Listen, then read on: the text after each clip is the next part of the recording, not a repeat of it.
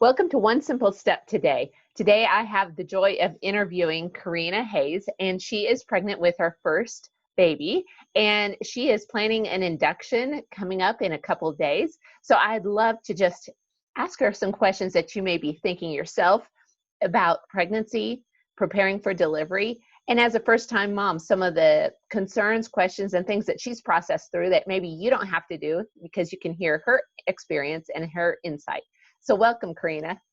Thanks for having me. I think this is going to be a fun journey because as I've talked with lots of women, they tend to have the same questions. What should I do before I get pregnant? How was the first trimester? What about birthing classes? What about COVID? How do I prepare for all of this? Because it's overwhelming. Have you found that yourself in your first pregnancy? Oh, for sure. Especially with the unknowns with COVID and all of that kind of hit at the same time as my first doctor's appointment. So it was a lot of, I don't know how to deal with this because this is unknown territory. So yeah, there was a lot of that, especially the trimester. And then you have hormones, change, Yeah, pregnancy, and then COVID, and you're trying to process it all, and it's a lot. it was definitely a lot. And I was not ready for all the hormones either. I've had an IUD for a number of years, so I've kind of like leveled out, and then to have a rush of hormones was a lot to handle. But thankfully, my husband's very patient, and we got through that first trimester. Good support is so important, whether it comes from your husband, birth partner, family, friends. You just don't want to do pregnancy alone or delivery. It's very important to get good support. Mm-hmm. What did you do before you got pregnant to prepare for pregnancy and getting pregnant? I have a good doctor, so I talked through a lot of my concerns with him. I had like some irregular heartbeat readings on some monitors, so I went ahead and explored that to make sure that was all okay. Just did some extra medical appointments to make sure that we were ready to go. Mm-hmm. And then we just kind of said, okay, God's going to have control of this. Let's just roll with it and go and see what happens. Excellent. So Is there anything that you stopped or you started, or prenatal vitamins, anything like that? I did start prenatal vitamins, and I tried to start eating a lot healthier as far as limiting processed foods. Mm-hmm. Also, this is kind of a random thing, but we eliminated a lot of plastic to make sure we weren't microwaving plastic, because that does have it looks like there's some correlation with some infertility with eating a lot of that microwaved plastics, which that's a kind of an odd thing, but it was something that holistically I wanted to kind of improve on before I got pregnant to make sure that I was as healthy in all areas as I could. So we did that. And yeah, I just kind of eliminated a lot of processed sugars, processed foods, and tried to be healthy, exercise. I was probably in the best shape of my life when I got pregnant. So that always helps. That does make a difference. And you do a lot of rock climbing. Yes. And so when did you stop rock climbing? I had gotten pretty sick the first few weeks of pregnancy, and I kind of pulled back my frequency, and then COVID hit. So then it kind of shut down our gym. So there was a little bit of that was kind of taken out of my control. I did have a pregnancy harness and was planning on climbing pretty far into my pregnancy, but with COVID, the gyms were shut down, and then they opened. We went a couple times, but it was really hard for me to climb in a mask because of the shortness of breath with pregnancy anyways. Right. So that got cut a lot shorter than I would have liked. Yes. I'm hoping if I have another pregnancy, I can be a little bit more active, because I was also really looking forward to joining a prenatal yoga class. Yes. That's on my agenda. And I do one through an app, but it's just not quite the same. Not as in person, definitely. So you've had to deal with a lot of different obstacles with the COVID, because ideally, I think we as women think, oh, my pregnancy is going to be like this, and it's going to be like this, and my delivery is going to be like this, and I'm going to control it all. And inevitably, pregnancy, delivery, and motherhood, we realize we don't have a whole lot of things in our control. So how did you deal with some of these obstacles that you had to face?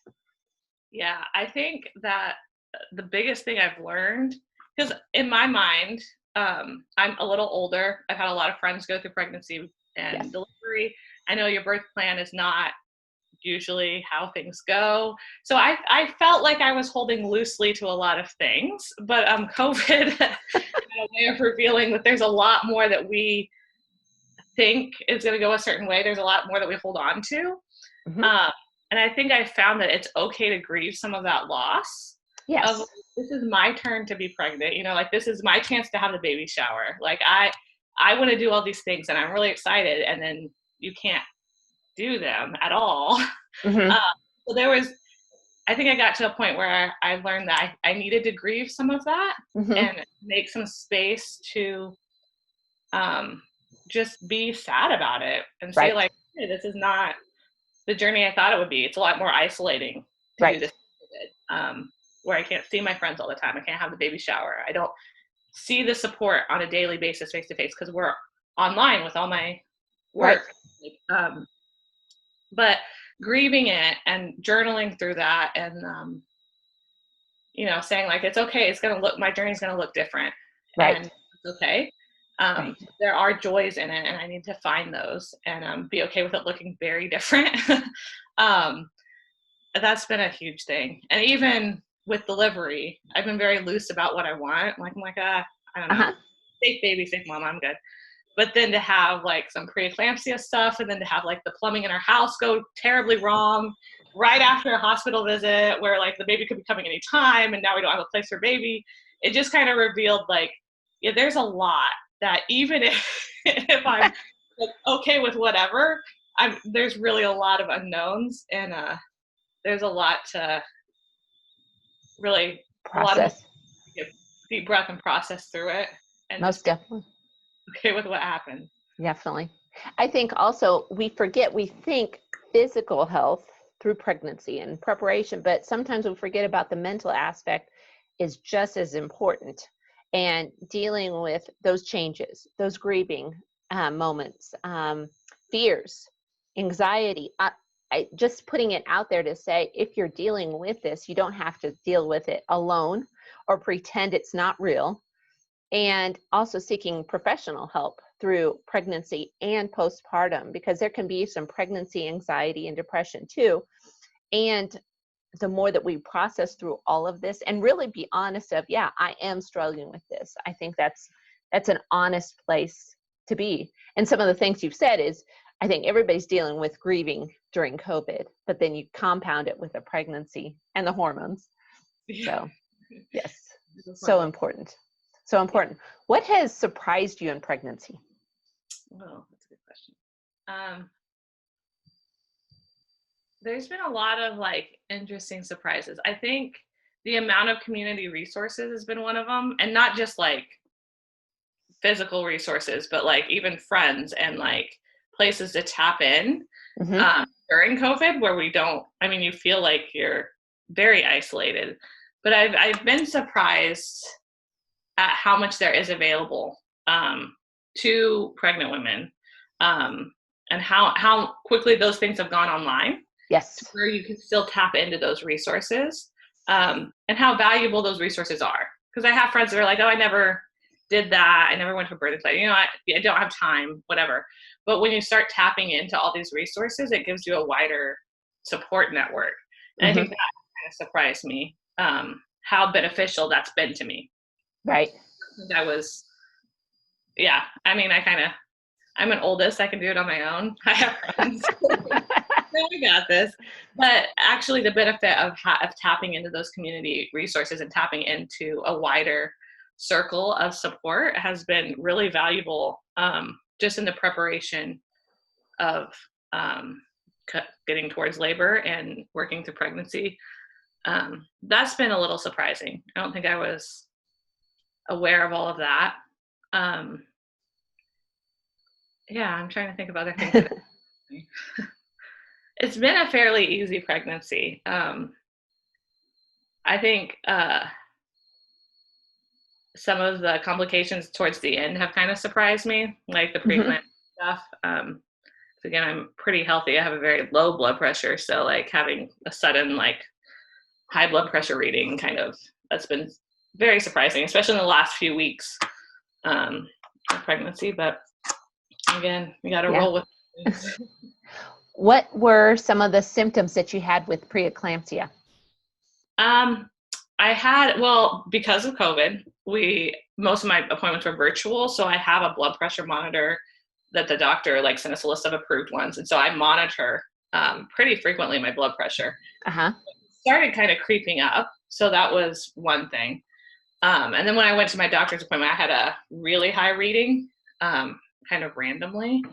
But I definitely had swelling of the hands that came on pretty suddenly. I haven't had any swelling. So I had a pretty sudden swelling of the hands, and then my eyes are really swollen. That was the main thing. And I've seen some dots in my vision. Mm-hmm. So I had that. That's been the main ones. Again, there was protein in my urine at the doctor's appointment. Mm-hmm. So it's been pretty mild symptoms as far as things I've noticed on my own. Uh-huh. But it's been really good to have the blood pressure cuff in the home. Yes. So I can, like, if I start to see those spots, I go take my blood pressure just to see, like, where is it at? If I start to get a headache, I'm kind of like, I'm going to take my blood pressure again. It's been really reassuring to have that. And it's given me an opportunity to monitor from home a lot easier. So I don't have to be in the hospital being monitored. I can do some more at-home check-ins with the nurse. And that's been really beneficial. But those have been my main symptoms. Just a sudden swelling. And I think that's smart because you got an approved blood pressure cuff by your doctor. So all of them are not the same. And then you knew what was your normal baseline. Yes. And then you noticed your symptoms too. So did you tend to journal this down too? So you kind of knew what was going on so that when the doctors and the nurses asked questions specifically, you could like flip back and give them accurate details. Yeah. And I had a blood pressure tracker, like a spreadsheet, I guess, the doctor gave us at the beginning. And that was really helpful to have because I have my blood pressures going back to first trimester. Like you can kind of see this gradual progression and the jump. But it's been good to have that because I can also jot symptoms down on the side of what I've been experiencing to kind of have, because I tend to not remember. And doctor's like, talk about anything? And no, I'm fine. And then Drew's like, talk about this or this or this or this. I'm like, oh yeah, kind of forgot about that. Yeah. That is another benefit to having somebody walk this journey with you, so that you don't have to remember all those details. Yes. Which that's been another thing that's been a little bit hard is he can't go to the doctor's appointments with me because there's no visitors. And I tend to not ask questions. I just kind of take the information and go with it.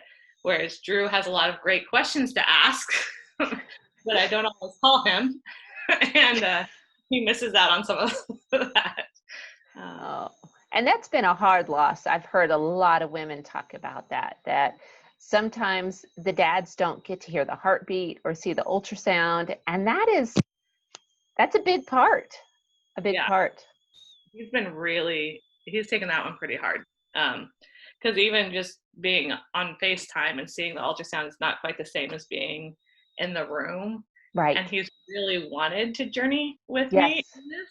And so it's felt like he couldn't quite walk that same journey too. So he's had some grieving too, I think, to realize that a normal dad journey is not happening right now. So it's very different.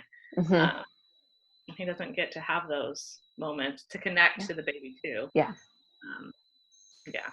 I think acknowledging that, I think we as women sometimes can say, well, you're not the one carrying the baby, so it's not going to affect you, but really acknowledging that is real. I mean, they have a role and significant piece, and they can grieve as well, and acknowledging that.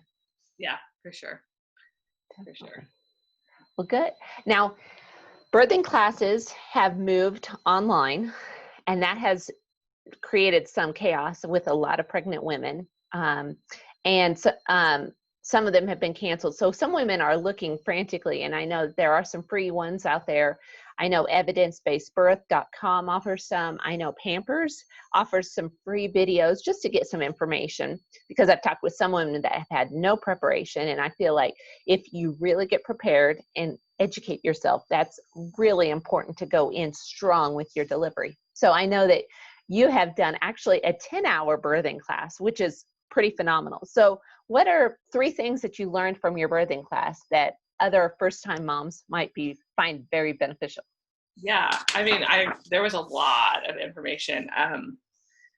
I think the biggest takeaway, I think for me, having a birthing class, even though it was online, it was way easier to interact with the information in a meaningful way. And I Mm-hmm. retained so much more than like reading what to expect when you're expecting or Yes. reading the articles. Because I've read some on evidence-based birthing.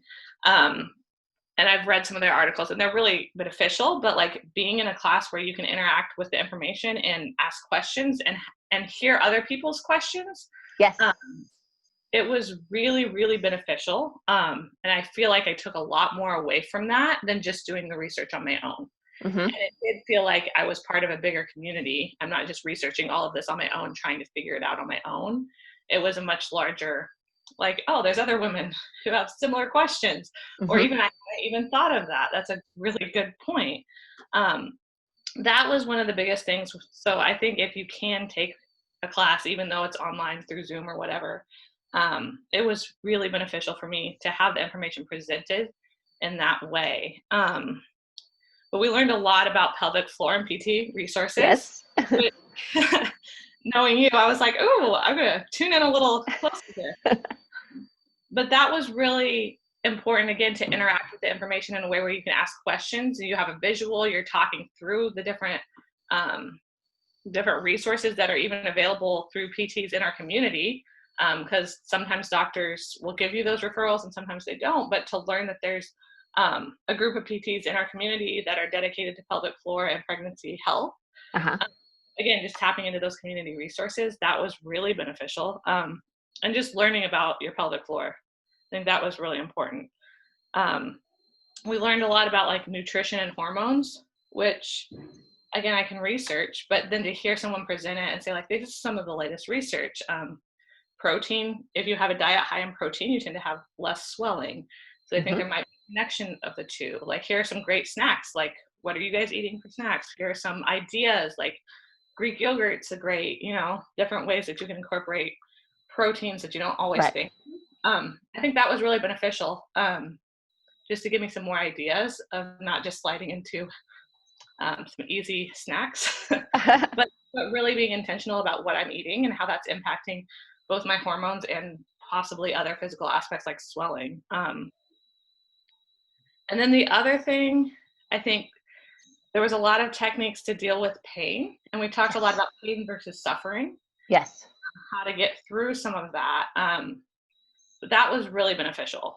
We learned about different techniques like with the rebozo, things that a lot of doulas, I think, get trained on. But like we also were learning about them too, especially because we can't have doulas right now in the hospital. So I think that was extremely beneficial to know, like, here's different ways to use a birthing ball. Here's how you could use a peanut ball. Like, this is ways to use the scarf to like take that pressure off your hips. Like, this is different ways Drew can like massage to help with those pressure points.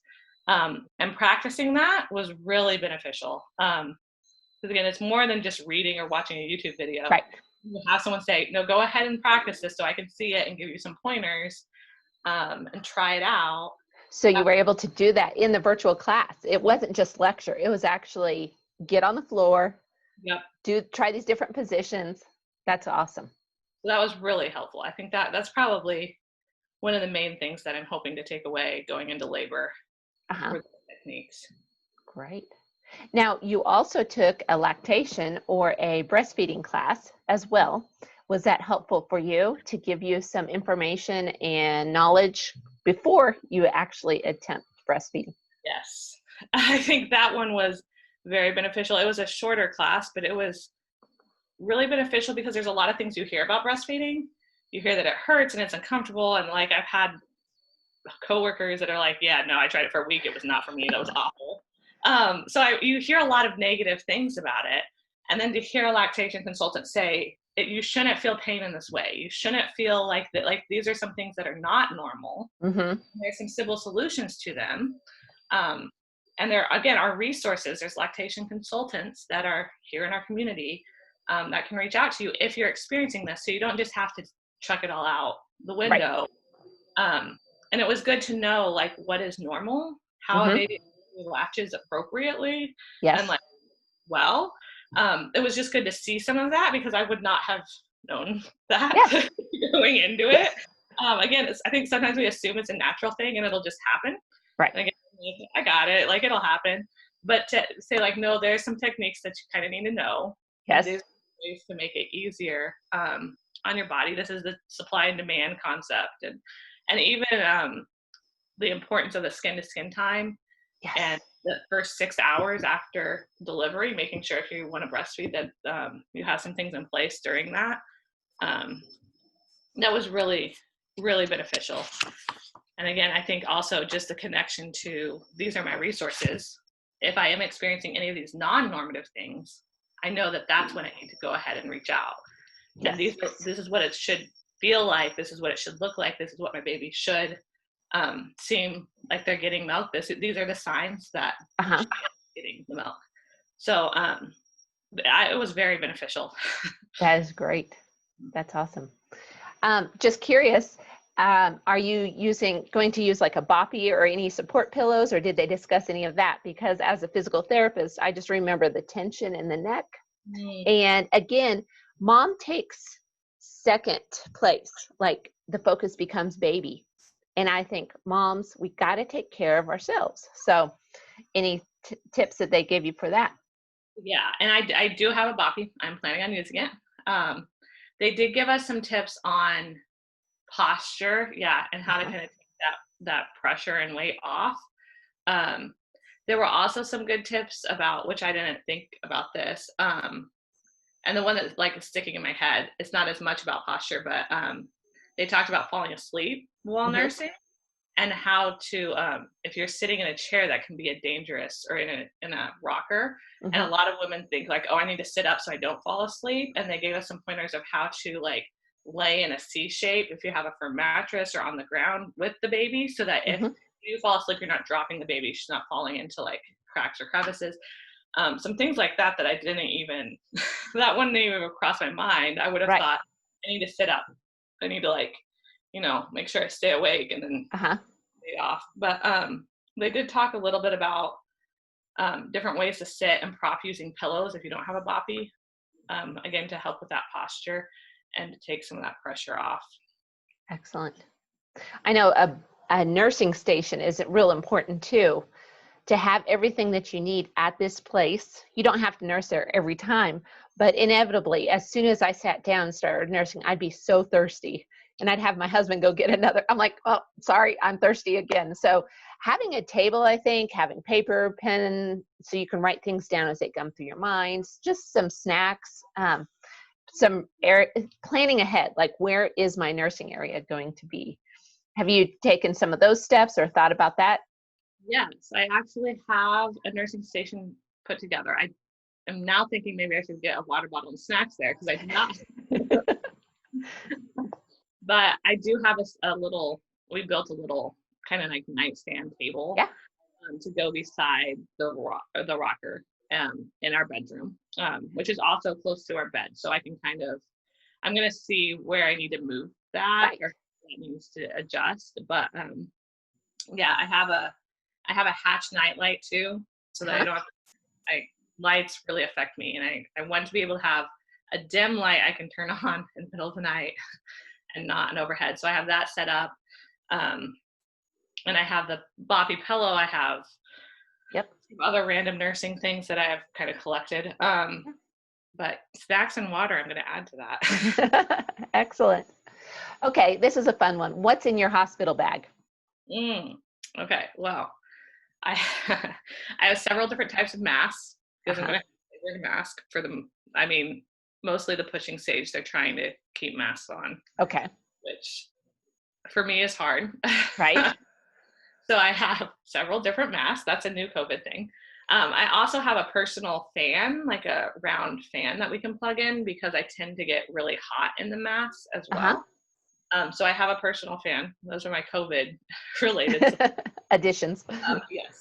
additions to my bag. I have a nice robe, one of my robes that I like, I'm comfortable in. So I have that. I added that in. Have my flip-flops for showering and if I just need to get up quickly. I'm trying to think what else I have. Snacks, mainly for Drew, but also for me. I have some like hard candy and mints. Yeah, hopefully I can have for nausea and to keep me kind of settled. What else do I have in there? I have my change of clothes. I have my going home clothes. I have all my baby's clothes, which Drew said I put too many outfits in there. It's okay. There's several outfits, little socks and hats and everything. And we have some blankets and some receiving blankets and some, I have a thicker blanket in there just in case Texas decides to cool off. Not that that's really going to happen. Yeah, I'm trying to think. I have an extra set of clothes in there for Drew, just in case, especially with being induced. I think he thinks he doesn't need anything, but I'm like, it can be a long time. Yes. Too. And I have a couple of small pillows that I prefer, that I like, my neck and my back. So I threw those in just in case as well. I'm trying to think of any other unique things. I have some of the Frida Baby postpartum stuff that I've gotten from friends, or the free samples, or some stuff that I've bought, just to kind of have some of that postpartum disposable underwear, the nursing pad, just some random kind of stuff that I, again, may need, may not need. Hospital, some of that, but it's kind of nice to have some of your own stuff there too. So I have kind of my postpartum box in there as well. Excellent. Oh, and a journal. I put a journal in there, and my pediatrician's info, because I figured I do want to kind of document some notes, things that I may forget, because I have a feeling I'm going to be kind of out of it. So I made sure to have something that I could write and document things in. Excellent. Yeah. And I think it's overwhelming at times. What should I pack? Everything. And sometimes just keep it simple. And then buying things for when you come home as well. It's easy to go overboard on everything. But the amazing thing is Amazon's here, and enlisting friends or family that you can say, hey, I may need an urgent trip to the store real quick. So if you can be on standby, help me out, and I'll need this or this or this. So keep that in mind too, that you can't prepare everything. No, for sure. And that has been really helpful to have Amazon and to know that, because I was like, oh, I need to stock up on this and this and this. She's like, well, we have a reoccurring Amazon order. Like, we could, or we could just make sure like the Amazon order is ready to go. It comes in a day or two. Like, really, it's not as big of a deal as I think maybe it has been in the past to make sure you were stocked up on those things. Correct. Especially, we also have curbside delivery for groceries that's free. Yes. So I can even send parents or friends to pick up groceries for us if we put the order in. So I think we've practiced that. We've started doing the curbside more, just to like use that as a resource. And also there's a lot of lists online where it's like, you need all of these things in your bag. And I looked at them and I was like, there's no way I'm carrying all of them out. That's a couple suitcases. I was like, there's no way. So my husband, being more of a minimalist as well, was like, yeah, no, you're not, no. Yeah. So we have kind of pared down to like, what does the hospital provide? What are things you can take advantage of? Do you really need the fancy delivery gown, or can you deliver in a hospital gown? Like, I mean, some of those are preferences, but also some of it's like, do I really need to spend money, time, and energy getting all of these things when it'll be okay and I'm going to be kind of out of it anyways? And right, there's been a lot of like debate about what is actually essential on lists that are out there, and what can you get by with not having. Are there some websites that you like for resources? I'm trying to think. I've mostly come across blogs via Pinterest, I think, and I just kind of like sorted through them. I'm trying to think of different ones that I've used. I have the app that I like the best on here on my phone, I think, is Baby. Let me pull it up, because it's not the one. I was gonna say Baby List, but that's my where I'm registered at. See, this is where the pregnancy brain. Baby Center. Baby Center is the app that I use the most, that I feel like has pretty clear information, and isn't too overwhelming. It's pretty simple, but it'll have some it has the articles once a week where you can kind of like read through like what are other women taking to the hospital? What should I take? But that's, yeah, I use Baby Center the most as far as the app. But yeah, once you start Googling and Pinteresting, there's so much out there. There's almost too much out there. So it's overwhelming. Yeah, it can be very overwhelming. But yeah. Definitely. So how are you preparing for your meals after delivery, after you come back home? Because I know there are meal trains. I've posted some videos on TikTok, and some women are saying, wow, people really bring you food. So there's an extreme here where other women are saying, we got so much food, it was too much. So what are your plans for a meal train or food after delivery? We have some friends who have offered to set up a meal train for us. So we are going to have meals come 2 to 3 times a week. They can sign up for the days. We have our meal preferences on there. We've also said that, again, due to COVID and rising numbers potentially here in Austin, we're also accepting like food delivery. Some of our friends are going to just order from restaurants and have it delivered to our house. But again, that meal train app or website kind of like brings it all together. We have our food preferences up there, how many people we have in our house. But we're trying to do 2 to 3 times a week, just so we're overwhelmed by the amount of food and people coming to our door. And we're doing more contactless delivery where they can drop it on our porch and notify us, just because I don't think I'm going to be up to seeing a lot of people. COVID offered a nice excuse of, we got contactless. So that's kind of how we're rolling with the meal train, and that's going to start about a week after we get home. We also have freezer meals that we've started prepping. And I found this was another Pinterest thing that I found that just fit me better, because I get overwhelmed with food prep. It just overwhelms me. So I found a blog where a lady suggested in your last trimester to once a week make a double meal, like whatever meal you have on your menu, just make it double and freeze it. And then she had a couple other staples to just kind of throw in there. So that way you're not blowing your grocery budget by having to like go out and do all the freezer meal stuff, but it's just a slow prep, and like you slowly fill your freezer with things that will last, obviously the time being. But it's been really helpful for us just to be like, okay, well, let's find a freezer meal. Even on Pinterest, let's just Google a freezer meal and we'll just make it double. We'll eat part of it this week and then we'll freeze half of it. So it's not like we're not spending a whole day making freezer meals, or we're not spending all this extra time for our food anyways. So that's been nice to kind of have. And we have a lot of high protein meals because I have a feeling I'm going to be very hungry. Yes. But it's nice to feel like I have a very full freezer right now. Yes. And not having to kind of scramble in the last few weeks of like, okay, I need freezer meals. Like, what can I do?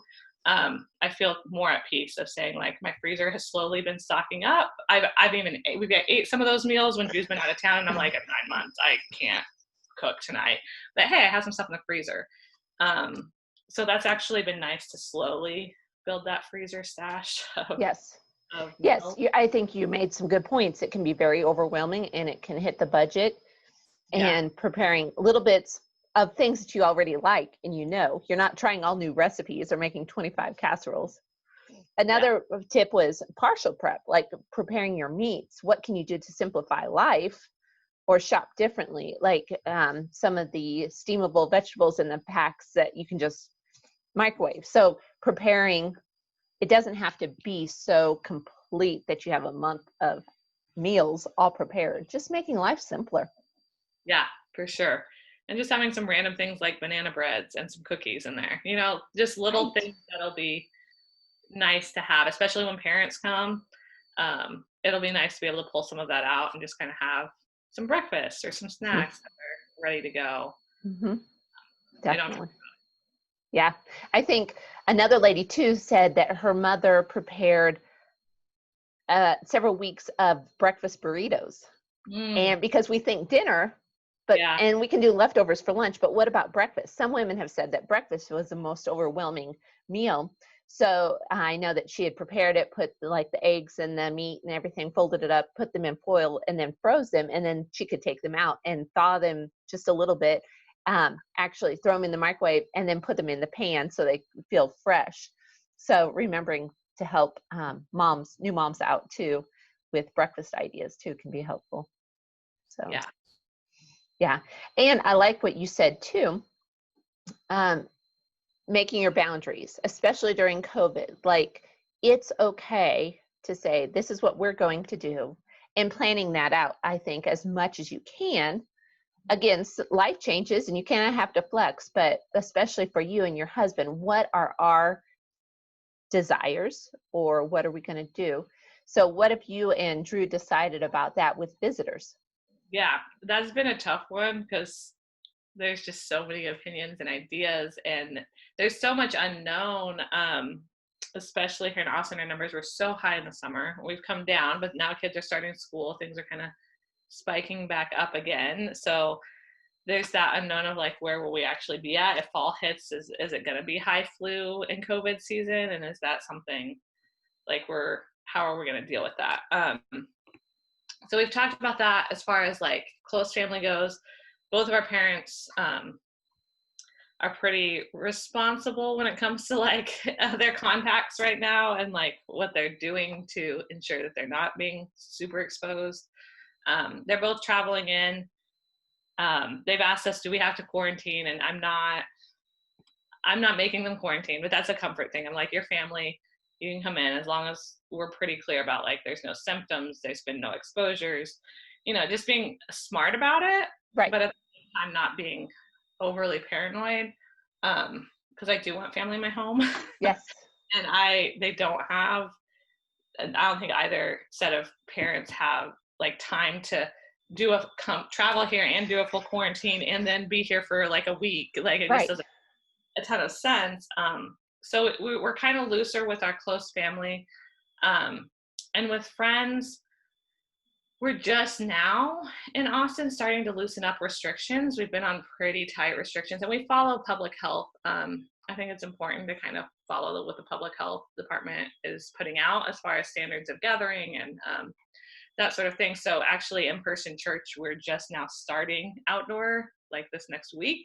Uh-huh. So we've been pretty strict restrictions, and so I think a lot of our friends are expecting like, oh yeah, like we're outside 6 feet apart, wave at you from the porch. Kind of that's been what we've been doing all summer and into the fall. Uh-huh. So they're pretty understanding and respectful of like, we'll just follow your lead. So we're kind of playing some of that by ear, but I think for sure for the first month, we're going to kind of lock down pretty tight in our house just to like, to recover and to kind of safeguard and see what the fall winter is going to bring as far as flu and COVID and all of that. And we're considering some travel for Christmas if numbers are low, just because we've been stuck at home since March. So Yes. there's an element of like being responsible and safeguarding, and then also not being so caught up and paranoid about it that you can actually live and move. So I'm also taking in some mental health of that too. Like Drew and I have been home since March. That's not normative for us. We usually travel a lot.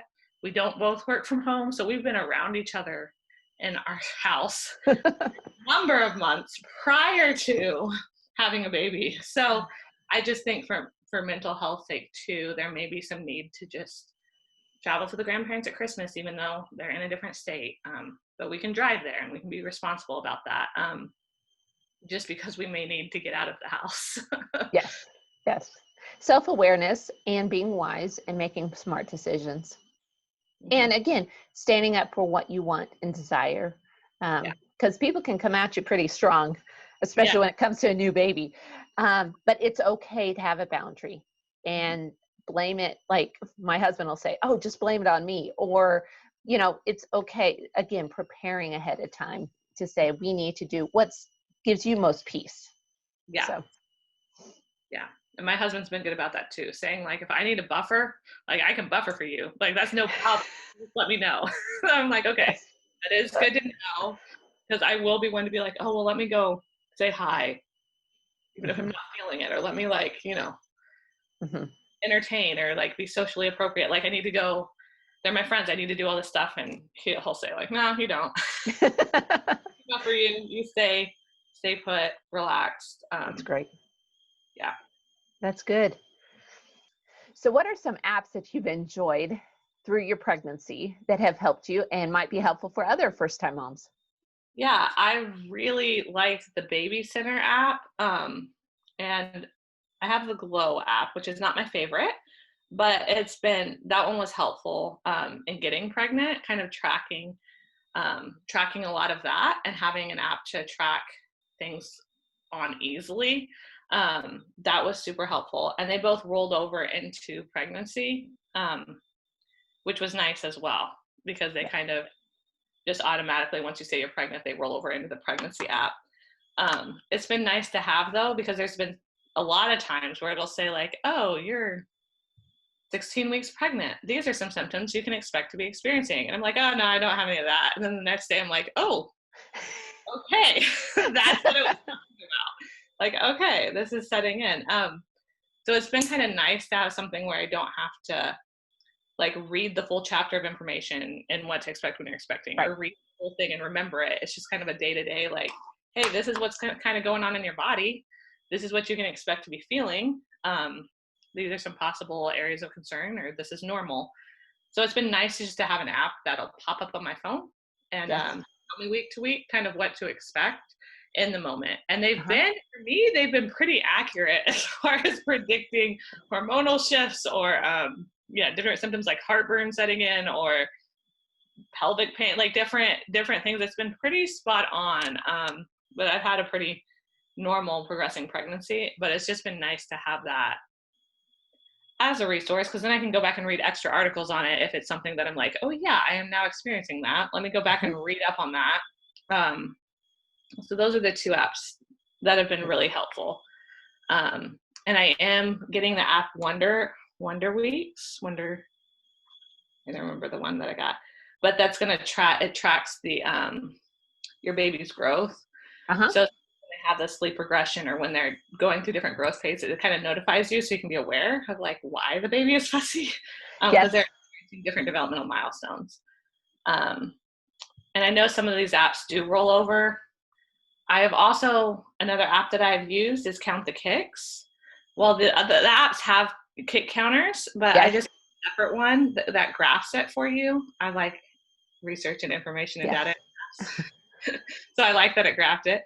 But it was nice to have an app that reminded me to count kicks, Mhm. especially with doctor's visits being virtual. Yes. Um, it was really important, I think, for me, and reassuring for me to know, like, I track it twice a day. This is my average. This is what looks normal. This is kind of how it looks. So if there's an abnormality there's a decrease in movement. It's not just in my head. There's a Right. decrease. That happens. I'm like, oh no, she's not moving. And then I go to count them, and I'm like, oh no, okay, it's okay. Like, Yeah. Yeah. nothing is as much as normal. Um, so Count the Kicks was a really nice one. And it just notifies you like, hey, it's been 24 or 36 hours since you've counted last. Like, prop your feet up and go ahead and count some kicks. That's great. That was a useful one. Yeah. None of these were available when I had my kids 11 and 13 years ago. Everything has come so far. Yeah, it's great to have resources. Again, it can be overwhelming. So it's nice to just choose a couple and run with it, because it is really convenient. And a lot of ladies have also said that they like the apps that help them record their contractions. Yeah. And some ladies are like, should I record Braxton Hicks or real contractions? And it's like, you don't really know. So just record all of them and let the app kind of figure that out. And then again, giving your information to the doctor. Oh, here's specifically how long they were, how often they were.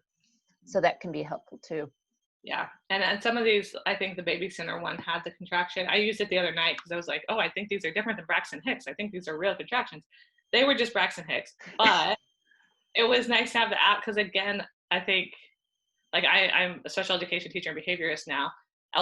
we track data, and I tell teachers, I need you to write it down because your perceptions are not always accurate. Like, you think this child is doing this X amount of times, but is that really what's happening?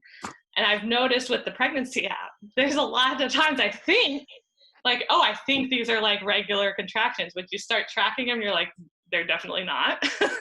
Or like, again, like with the kick counts, I think there's a decrease in movement. But when you start to track it, you're like, okay, my perception was just off a little bit. Right. So it's nice to have those things, to track, to keep those, keep track of those contractions. It did help me the other night to be like, no, these are still Braxton Hicks. To be real, they were still very much Braxton Hicks. That's great. But the app helped with that. Mm-hmm. Amazing. That's great. All these different apps provide so much information, reassurance, and the ability to track information. Again, during COVID with telehealth visits, that's so important too. And giving you the ability to process things, and then again, call your doctor if you have questions. How many times have you done that when you've had a concern or something comes up? Have you been hesitant to call your doctor, or what has been your experience through your pregnancy? Because I know that's something that pregnant women deal with. I have this symptom. Is this normal?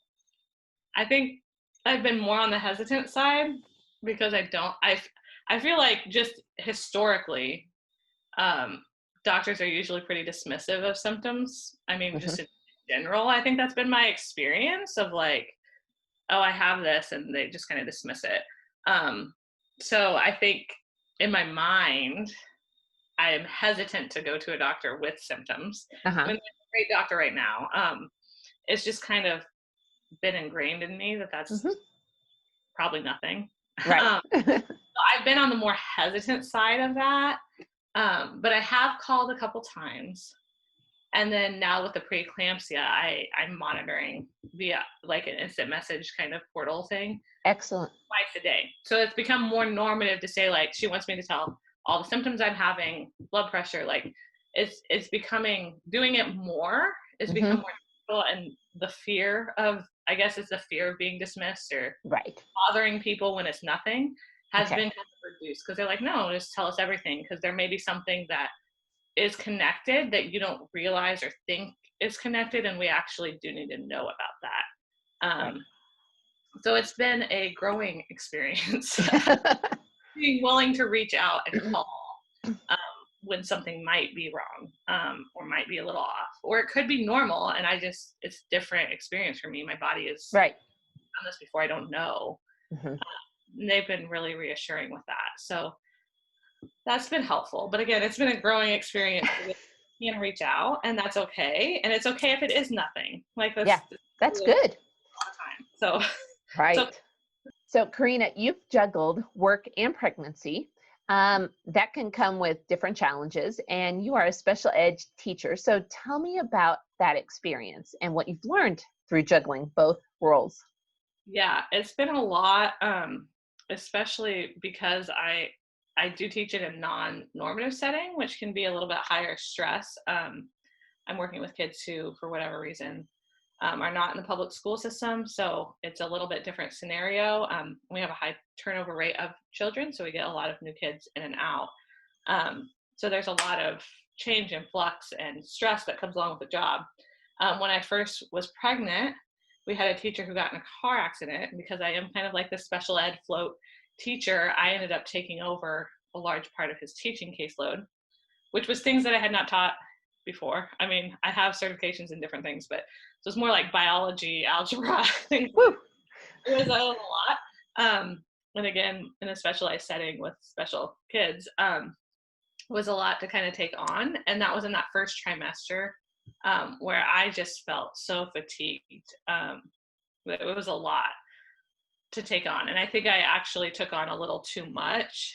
And I had to get to a point of saying, like, telling my boss, like, I just can't handle the amount that's on my plate right now, because I am pregnant and I just found out I'm pregnant. Like, and that's explaining some of the fatigue and some of the lack of like energy that I'm experiencing. But on top of fulfilling multiple roles and being way overstressed at work, it was just too much, which is not something I generally say. I can take Yes. on a lot. I'm the type of person that does take on a lot. I'm very capable of doing a lot. So it was kind of humbling to have to say, like, at this point right now, I just can't. And it's just like a physical thing. Like, I'm just fatigued. Like, I just don't have capacity right now. And letting them know that. I think that was kind of humbling and a new experience for me. But I think it was important because it gave me some more longevity. And then COVID hit. So there was a lot of juggling, learning how to teach online, finding a space to teach from home, going from on my feet all day to sitting down all day with pregnancy, which was kind of hard. There was a lot of shift that was very unexpected that happened very quickly.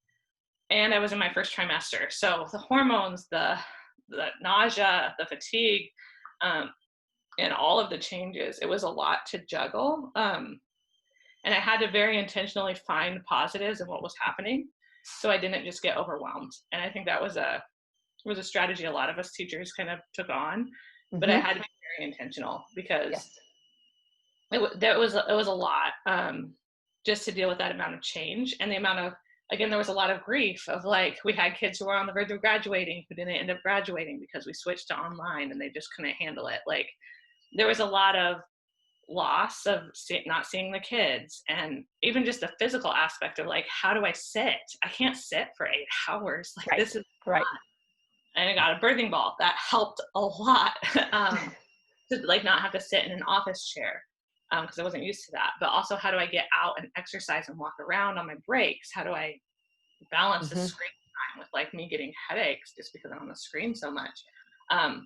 So there's a lot of balancing that, and then figuring out what are pregnancy symptoms, like, just symptoms of being pregnant. Like, what is just fatigue from that, and what is fatigue from being on the screen and all the changes.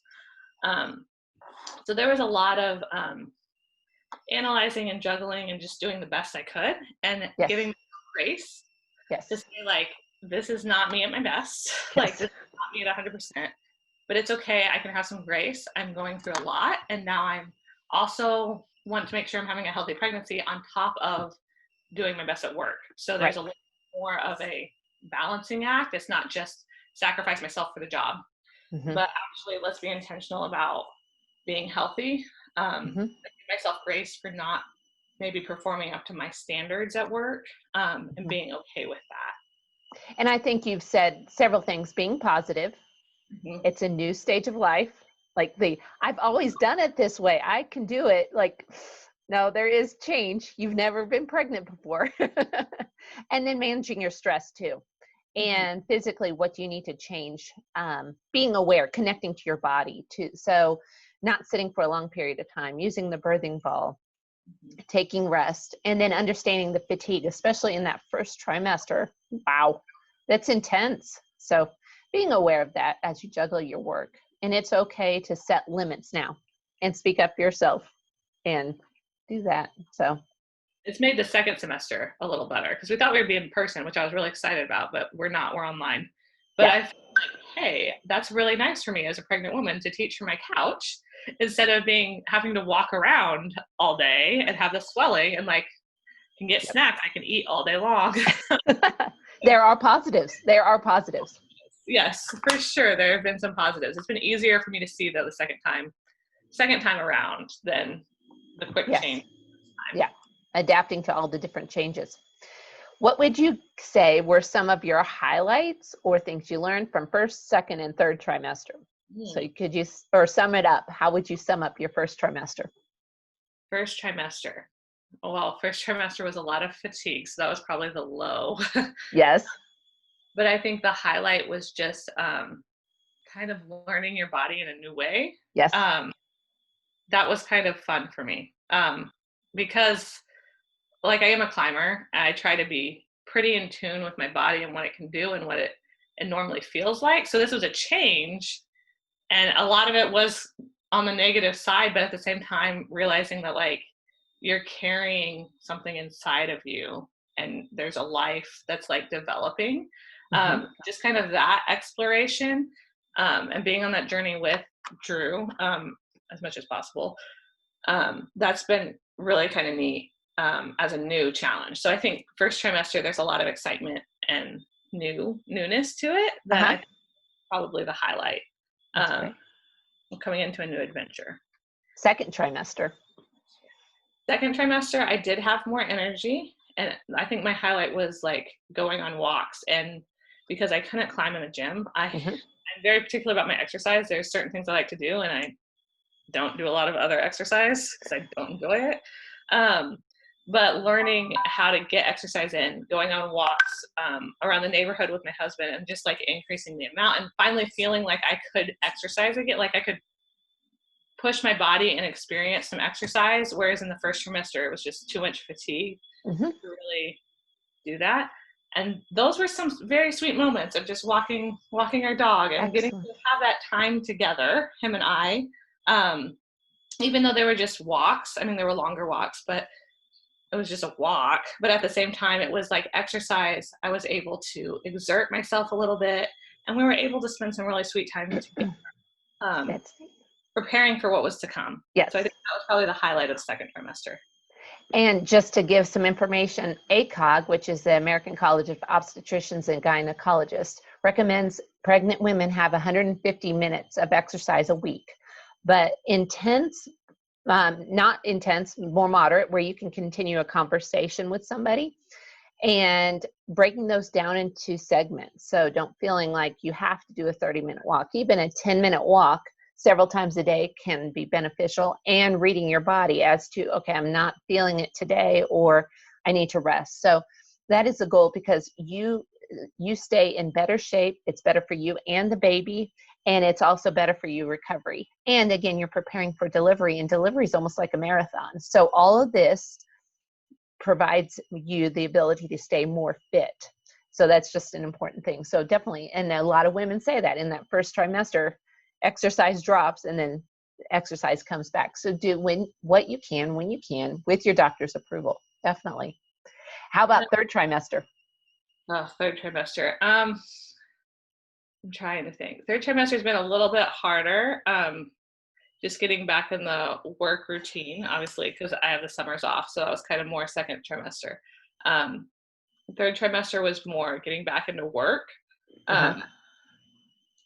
And not moving as much, being a lot larger and more uncomfortable, and also kind of having that fatigue come back. Definitely not as extreme as the first trimester, but there still is another element of fatigue and just being uncomfortable with your body because it's so big. So it's been a little bit harder, but we have done some things the third trimester, I think, for Drew and I to connect and prepare. Again, it's important, I think, for us. We've planned out a lot of what it's going to look like when the baby comes in. We're holding it loosely, but just like, okay, this is how household responsibilities are going to go. We need to make sure we're connecting in these ways, even with a baby. So how is that going to look long term and even short term when we have someone else here, another baby, here demanding our attention and need. So we've done some staycations. We did a staycation here. And that was really rejuvenating, especially with COVID, because we just needed to get out. Yes. We found a place with a pool, because that's also been. Yes. That was part of the fun of second trimester too, is when the pools opened. I enjoyed the pool. So we found a place that had a little pool, and we could do like a staycation, and just kind of get away and have some time to ourselves before everything changes. Yes. And to be intentional and to talk about what that's going to look like when things do change. So that, I think the staycations we've done random. I'm not an ice cream person. We have gelato usually, but not ice cream.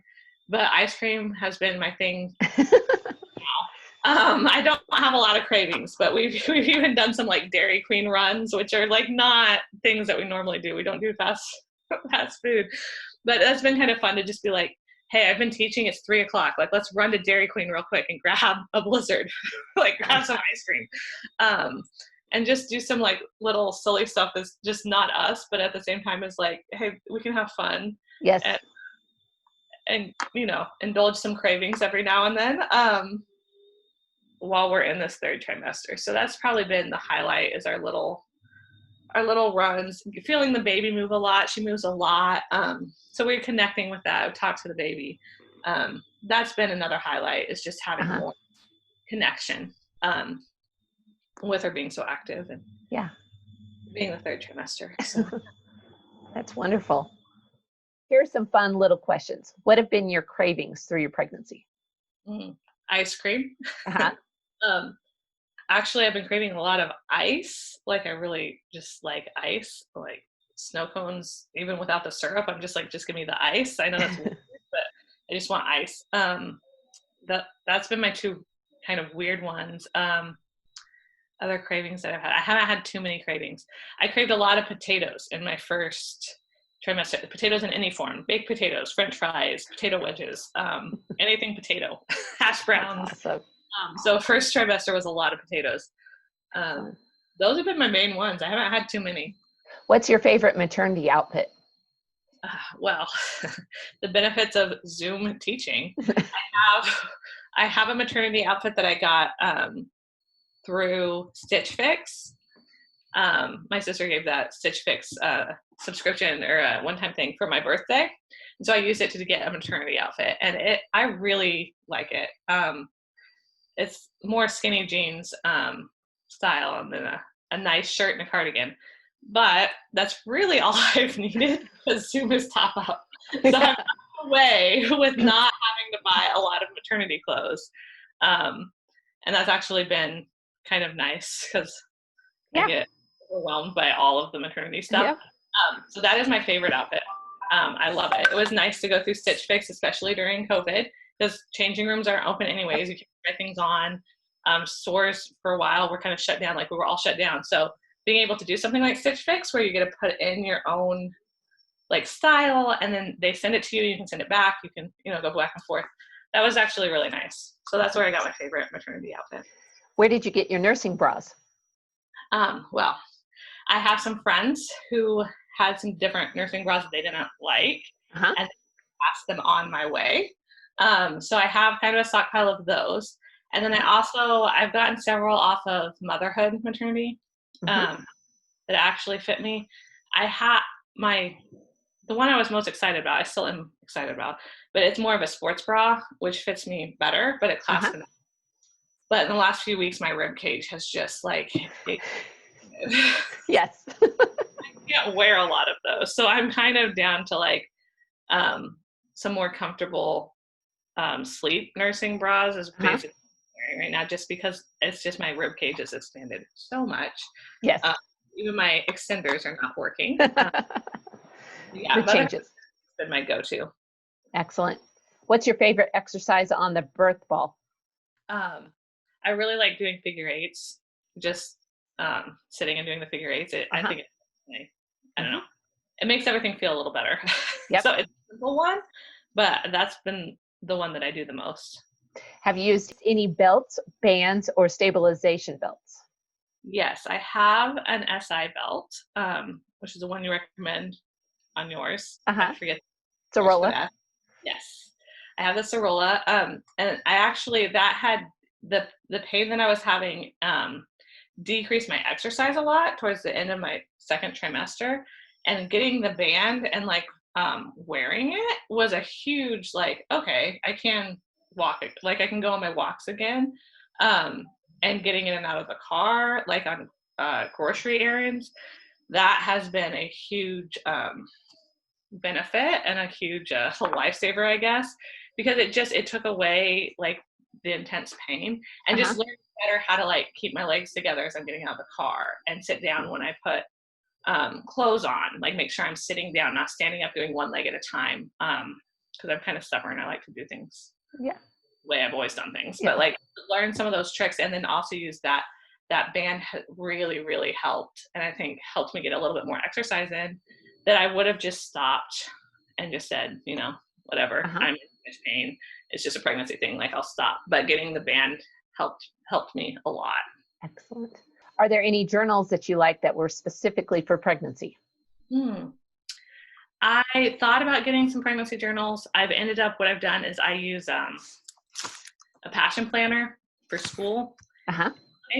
So instead I've just gone ahead, like I thought about it a lot, but I'm just continuing on in that because it's the format I like, and I'm already doing that. So I've just kind of like added in some pregnancy things, and taken all my notes in my classes in the back. Like I have all of it kind of concentrated in Yep. one, just because for me, that's a little easier to track. I haven't got my baby book yet. I'm looking at different journals for baby. That's one thing I've gone back and forth, and I can't decide what I want. But yeah, so I've just been using my passion planner. Excellent. What's the theme of your nursery, or are you going with no theme for your nursery, or a color? So our nursery is kind of in our room right now because all of our rooms are a little full at the moment. So we don't have a nursery space. So we've kind of converted one half of our bedroom. We have a pretty large bedroom, into our nursery. Our theme is more adventure, mountains, adventure, kind of that theme, because we've traveled a lot, and I've picked up random things along the way that I was like, oh, this would be cute in a nursery. Like, just little trinkets from Argentina or from different places we've been. So it's purple and gray is our main theme. There's a lot of mountains and kind of theme. And we've tried to make it more of an international kind of, like I said, little stuff that we've gotten from all of our travels and from our time being married and going on adventures, and viewing this as a new adventure, as something to kind of view it that way, as instead of like this is stopping our adventures, this is a new adventure. So that's kind of our theme. And we made it more gender neutral. We found out it was a girl, and I like purple. I already had the purple stuff, so purple and gray. That's fun.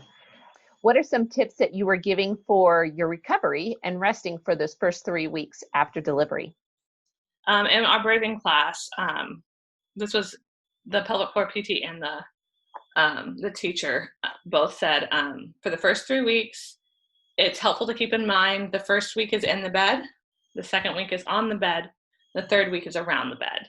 So not to say you can't do other things in the house, but like your focus each week needs to be on those things. And the bed is mostly like you have other people doing it. You need to be really resting and staying in the bed as much as possible for recovery. And the on the bed is you can get out of bed, but you're still centered around it. Most of your time is spent sitting up on the bed, doing a few things, but coming back to it.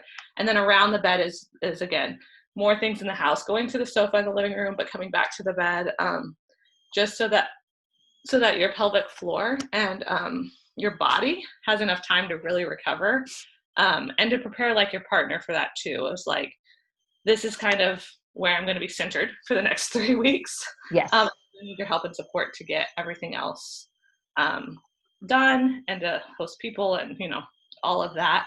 But yeah, I think it's been good for me to, because I can keep that in my head. That's a very easy in the bed, on the bed, around the bed. Like, okay, I can do that. Like, that makes sense to me.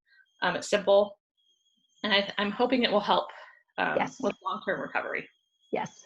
We need to rest. Even though we can't see it, the pelvic floor needs to rest and heal, because you have to see beyond the 6 weeks postpartum or the current stage. You're thinking the rest of your life, and resting is so important on that pelvic floor.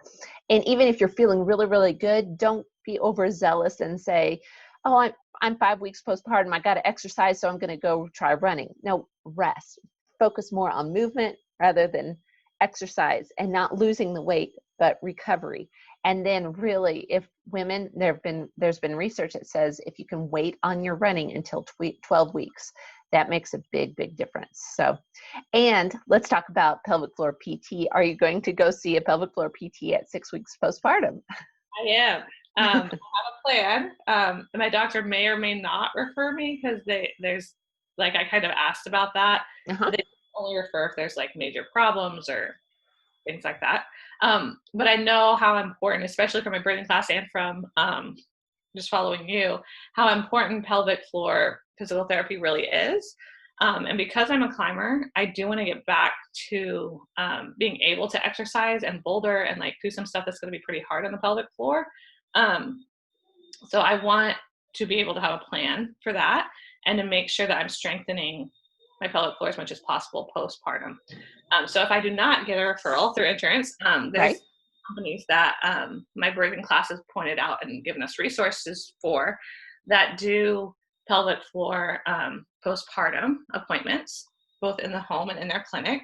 So I'm planning on doing that. If I don't get a referral, if there's not a major problem, I don't need a referral from the doctor, I'm still planning on having an appointment and a consult with them.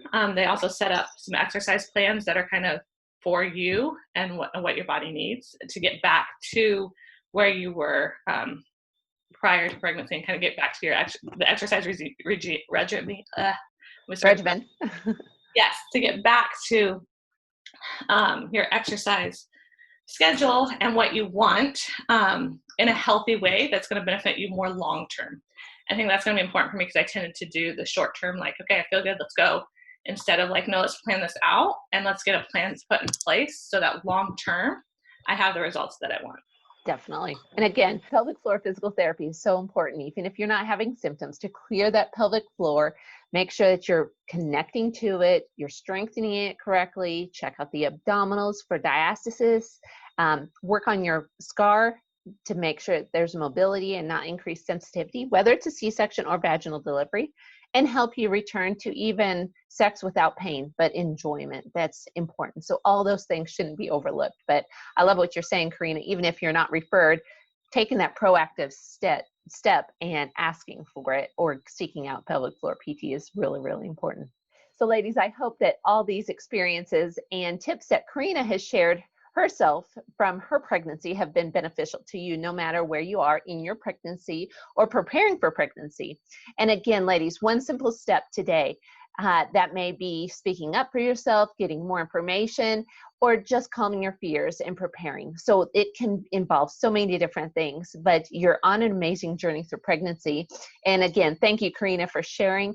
And One Simple Step got today and has so much more information. There's videos and blogs and information to discuss your health, birth, through pregnancy and delivery and postpartum. So you're an amazing woman, and keep up with this amazing journey of womanhood and all the different stages of life that we go through. So again, check out all the different resources that are available. And thank you, Karena, for sharing your journey here on One Simple Step today. Thanks for having me.